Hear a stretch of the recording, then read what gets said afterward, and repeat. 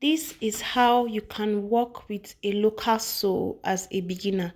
So there are two types of souls, foreign souls and local soul. If you notice how local soul look, it is usually very strong. Like when you bend it, it's so stiff. That's how you will know it's a local soul. While the foreign soul, most times they call it chewing soul because of how flexible it is when you are gumming it. But there is a way you can walk around the local soul that a customer wouldn't know. I'm not advising you to go and like buy plenty of local souls and use for a customer. I'm just giving you an idea. You know, I love dropping new idea, tips, and tricks for shoemakers, especially beginners in shoemaking, so that it will make your shoemaking journey easier and very fast. So if you have a customer that maybe doesn't pay well but doesn't want a constructed sole, there are local soles that are very durable, trust me, like very strong local soles that are very, very durable. I have used quite a few and I can attest to it.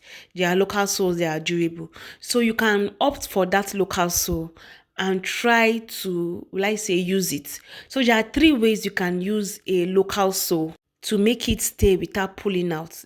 Number one, after lasting with that local sew, you can take it to this aboki if or you have a shoemaker friend close to you to sew it all round for you. That's number one. Number two, you'll be using a chemical gum when coupling the shoes or footwear you are using. You are using a chemical gum. Now, how can you use a chemical gum? You apply that chemical gum graciously on the sole and the insole you are using. Let it sit for max 20 minutes. It shouldn't be less than 20 minutes when it comes to chemical gum. It shouldn't be less than 20 minutes. Now, when you get to that 20-minute threshold, you are using the blue flame of your heat. Note it, the blue flame of your heat, not the yellow one that comes out with smoke. Is the blue flame. All you need when it comes to chemical gum is that blue flame, is that heat that chemical gum wants. And when you cement, when you couple that work, it is done. It will stay for a very long time without pulling. That's how good chemical gum is. And funny enough, it is more costly than the regular gum we buy. It's more costly than our OCI, more costly than the energy gum. So you can opt for a chemical gum when you are working with a local sew. Now the third one is the one you are seeing in the video. After filing the sole itself and the insole, you have lasted whatever you want to last. Then you will let the gum sit for max, let's say 6 to 7 minutes.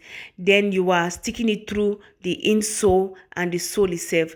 This is where the work begins. You are making use of your Aradite. So the third one is your gum and your Aradite that you'll be using for a local sew.